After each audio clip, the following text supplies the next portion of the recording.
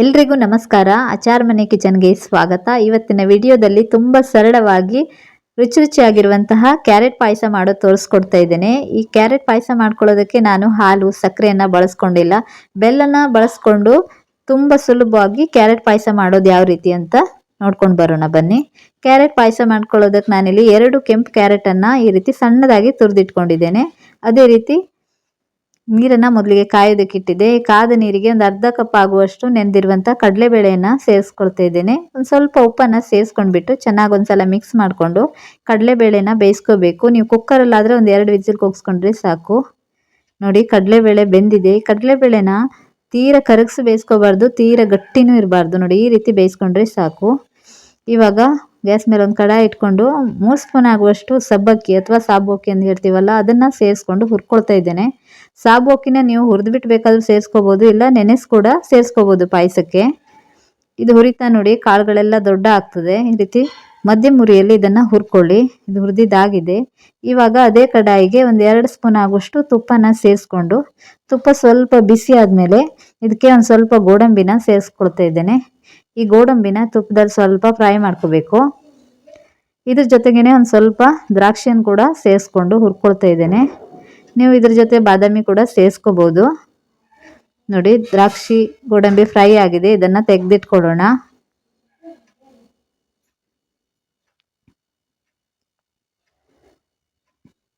ಅದೇ ಕಡಾಯಿಗೆ ಇನ್ನೊಂದು ಸ್ವಲ್ಪ ತುಪ್ಪನ ಪುನಃ ಸೇರಿಸ್ಕೊಂಡು ತುರಿದಿರುವಂಥ ಕ್ಯಾರೆಟನ್ನು ಹಾಕಿಬಿಟ್ಟು ಇದನ್ನು ಕೂಡ ಚೆನ್ನಾಗಿ ಹುರ್ಕೋಬೇಕು. ಗ್ಯಾಸನ್ನು ಸಣ್ಣ ಉರಿಯಲ್ಲಿ ಇಟ್ಕೊಂಡು ಹುರ್ಕೊಳ್ಳಿ. ಈ ತುಪ್ಪದಲ್ಲಿ ಕ್ಯಾರೆಟನ್ನು ಚೆನ್ನಾಗಿ ಹುರಿದವಾಗ ಪಾಯಸ ಟೇಸ್ಟು ತುಂಬ ಚೆನ್ನಾಗಿರ್ತದೆ.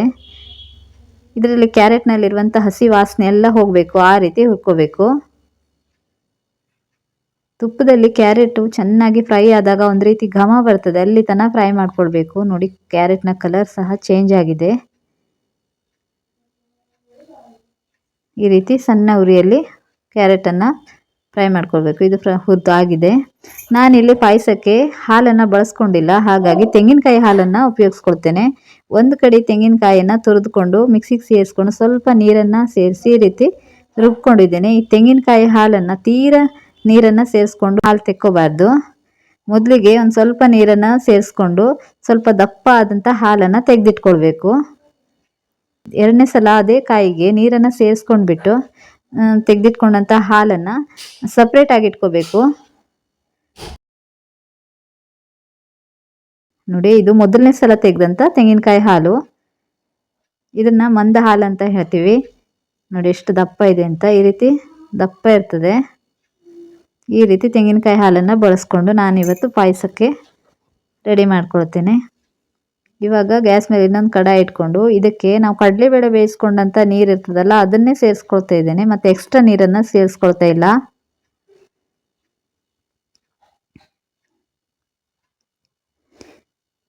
ಇದೇ ನೀರಿಗೆ ನಾವು ಹುರಿದಿಟ್ಕೊಂಡಿರುವಂತಹ ಸಬ್ಬಕ್ಕಿಯನ್ನು ಸೇರಿಸ್ಕೊಂಡು ಒಂದ್ಸಲ ಚೆನ್ನಾಗಿ ಮಿಕ್ಸ್ ಮಾಡ್ಕೊಳ್ತಾ ಇದ್ದೇನೆ. ಈ ಕಡಲೆಬೇಳೆ ಬೇಯಿಸಿದ ನೀರಿನಲ್ಲೇ ಸಬ್ಬಕ್ಕಿಯನ್ನು ಬೇಯಿಸ್ಕೋಬೇಕು. ಮುಚ್ಚಳ ಮುಚ್ಚಿಬಿಟ್ಟು ಒಂದು ಸ್ವಲ್ಪ ಬೇಯಿಸ್ಕೊಳ್ಳುವ. ನೋಡಿ, ಸಬ್ಬಕ್ಕಿ ಒಂದು 3/4 ಭಾಗ ಬೆಂದಿದೆ, ಪೂರ್ತಿಯಾಗಿ ಇನ್ನೂ ಬೆಂದಿಲ್ಲ. ನೋಡಿ, ನಿಮ್ಗೆ ಕಾಣ್ತಾ ಉಂಟು, ಈ ಬಿಳಿ ಬಿಳಿ ಕಾಣಿಸ್ತಾ ಇದೆಯಲ್ಲ, ಹಾಗಿರಬಾರ್ದು. ಇನ್ನೂ ಬೇವಿದೆ, ಇನ್ನೂ ಬೇಯೋದಿದೆ. ಈ ಸಂದರ್ಭದಲ್ಲಿ ನಾವು ತುಪ್ಪದಲ್ಲಿ ಹುರಿದಿಟ್ಕೊಂಡಿರುವಂಥ ಕ್ಯಾರೆಟನ್ನು ಈ ಸಬ್ಬಕ್ಕಿ ಜೊತೆಗೆ ಸೇರಿಸ್ಕೊಂಡು ಬೇಯಿಸ್ಕೋಬೇಕು. ಒಂದ್ಸಲ ಚೆನ್ನಾಗಿ ಈ ರೀತಿ ಮಿಕ್ಸ್ ಮಾಡ್ಕೊಳ್ಳಿ.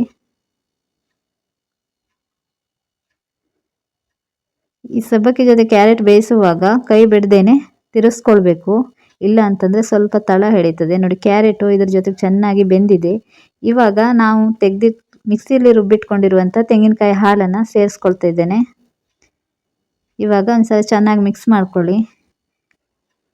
ನೋಡಿ, ಎಷ್ಟು ಚೆನ್ನಾಗಿ ಕ್ಯಾರೆಟ್ನ ಕಲರೆಲ್ಲ ತೆಂಗಿನಕಾಯಿ ಹಾಲು ಜೊತೆಗೆ ಬಿಟ್ಕೊಂಡು ಎಷ್ಟು ಚೆನ್ನಾಗಿ ಕಲರ್ ಬಂದಿದೆ ಅಂತ.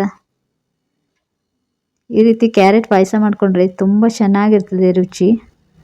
ನೋಡಿ, ಈ ರೀತಿ ಮಿಕ್ಸ್ ಮಾಡ್ಕೊಂಡಾದಮೇಲೆ ಎರಡನೇ ಸಲ ತೆಗೆದಂಥ ತೆಂಗಿನಕಾಯಿ ಹಾಲನ್ನು ಇನ್ನೂ ಸ್ವಲ್ಪ ಸೇರಿಸ್ಕೊಂಡಿದ್ದೇನೆ. ತೀರಾ ದಪ್ಪ ಅನ್ನಿಸ್ತು, ಹಾಗಾಗಿ ಪುನಃ ಒಂದು ಸಲ ಮಿಕ್ಸ್ ಮಾಡಿಕೊಂಡು ಒಂದು ಅರ್ಧ ಸ್ಪೂನ್ ಆಗುವಷ್ಟು ಏಲಕ್ಕಿ ಪೌಡರನ್ನು ಸೇರಿಸ್ಕೊಳ್ತಾ ಇದ್ದೇನೆ. ಏಲಕ್ಕಿ ಪೌಡ್ರ್ ಸೇರಿಸ್ಕೊಂಡು ಮಿಕ್ಸ್ ಮಾಡ್ಕೊಂಡು ಆದಮೇಲೆ ನಾವು ಮೊದಲೇ ಬೇಯಿಸಿಟ್ಕೊಂಡಿದ್ವಲ್ಲ ಕಡಲೆಬೇಳೆ ಅದನ್ನು ಕೂಡ ಸೇರಿಸ್ಕೊಂಡು ಪುನಃ ಮಿಕ್ಸ್ ಮಾಡ್ಕೊಳ್ಳಿ. ತೀರಾ ದಪ್ಪ ಅನಿಸಿದ್ರೆ ಒಂದು ಸ್ವಲ್ಪ ನೀರನ್ನು ಪುನಃ ಸೇರಿಸ್ಕೋಬೋದು. ಇವಾಗ ಕೊನೆಯದಾಗಿ ಬೆಲ್ಲನ ಸೇರಿಸ್ಕೊಳ್ತಾ ಇದ್ದೇನೆ. ನಾನು ತುಂಬ ಬೆಲ್ಲ ಹಾಕಿಲ್ಲ, ಒಂದು ಮುಕ್ಕಾಲು ಕಪ್ ಆಗೋಷ್ಟು ಬೆಲ್ಲನ ಸೇರಿಸ್ಕೊಂಡು ಅದೇ ರೀತಿ ಹುರಿದಿಟ್ಕೊಂಡಿರುವಂತಹ ದ್ರಾಕ್ಷಿ ಗೋಡಂಬಿನೂ ಕೂಡ ಸೇರಿಸ್ಕೊಂಡು ಮಿಕ್ಸ್ ಮಾಡ್ಕೊಳ್ತಾ ಇದ್ದೇನೆ. ಇವಾಗ ಈ ರೀತಿ ಚೆನ್ನಾಗಿ ಮಿಕ್ಸ್ ಮಾಡಿಕೊಂಡು ಕುದಿಸ್ಕೋಬೇಕು. ಇವಾಗ ನಾನು ಸ್ವಲ್ಪ ಬೆಲ್ಲನ ಪುನಃ ಸೇರಿಸ್ಕೊಳ್ತಾ ಇದ್ದೇನೆ. ಸ್ವಲ್ಪ ಸಪ್ಪೆ ಆಗ್ತದೆ ಅನ್ನಿಸ್ತು, ಹಾಗಾಗಿ ಇವಾಗ ಚೆನ್ನಾಗಿ ಮಿಕ್ಸ್ ಮಾಡಿಕೊಂಡು ಒಂದು ಸಲ ಕುದಿಸ್ಕೋಬೇಕು. ಈ ಕುದಿಸ್ಕೊಳ್ಳುವಾಗ ಪಾಯಸನ ಮೊದಲಿಗೆ ತೀರಾ ದಪ್ಪ ಇಟ್ಕೋಬಾರ್ದು, ಸ್ವಲ್ಪ ತೆಳುನೇ ಇಟ್ಕೊಂಡ್ರೆ ತಣದ ಮೇಲೆ ಅದು ಇನ್ನೂ ದಪ್ಪ ಆಗ್ತದೆ. ಹಾಗಾಗಿ ನೋಡಿ, ಪಾಯಸ ಚೆನ್ನಾಗಿ ಕುದ್ದಿದೆ, ದಪ್ಪ ಸಹ ಆಗಿದೆ. ನೋಡಿ ಯಾವ ರೀತಿ ಚೆನ್ನಾಗಿ ಪಾಯಸ ರೆಡಿ ಆಗಿದೆ ಅಂತ. ಇದು ತಣದ ಮೇಲೆ ಇನ್ನೂ ದಪ್ಪ ಆಗ್ತದೆ. ನೋಡಿದ್ರಲ್ಲ ಎಷ್ಟು ಸುಲಭವಾಗಿ ಕ್ಯಾರೆಟ್ ಪಾಯಸನ ಮಾಡಬಹುದು ಅಂತ. ನೀವು ಈ ಕ್ಯಾರೆಟ್ ಪಾಯಸನ ಮನೇಲಿ ಟ್ರೈ ಮಾಡಿ, ಟೇಸ್ಟ್ ಹೇಗಾಗಿತ್ತು ಅಂತ ಕಮೆಂಟಲ್ಲಿ ತಿಳಿಸಿ. ಅದೇ ರೀತಿ ಮೊದಲನೇ ಸಲ ನಮ್ಮ ವಿಡಿಯೋನ ನೋಡ್ತಾ ಇದ್ದರೆ ವಿಡಿಯೋಗೊಂದು ಲೈಕ್ ಮಾಡಿ. ನಮ್ಮ ಚಾನಲನ್ನು ಇದುವರೆಗೂ ಸಬ್ಸ್ಕ್ರೈಬ್ ಮಾಡ್ಕೊಳ್ಳಿಲ್ಲ ಅಂದರೆ ಸಬ್ಸ್ಕ್ರೈಬ್ ಮಾಡ್ಕೊಳ್ಳಿ. ಅದೇ ರೀತಿ ಹೆಚ್ಚೆಚ್ಚು ನಿಮ್ಮ ಫ್ಯಾಮಿಲಿ ಫ್ರೆಂಡ್ಸ್ ಜೊತೆಗೆ ವಿಡಿಯೋನ ಶೇರ್ ಮಾಡಿ. ಮತ್ತಷ್ಟು ಟೇಸ್ಟಿಯಾದಂಥ ರೆಸಿಪಿಯೊಂದಿಗೆ ನಮ್ಮ ಚಾನಲನ್ನು ಸಬ್ಸ್ಕ್ರೈಬ್ ಮಾಡೋದನ್ನು ಮರಿಬೇಡಿ. Thank you for watching.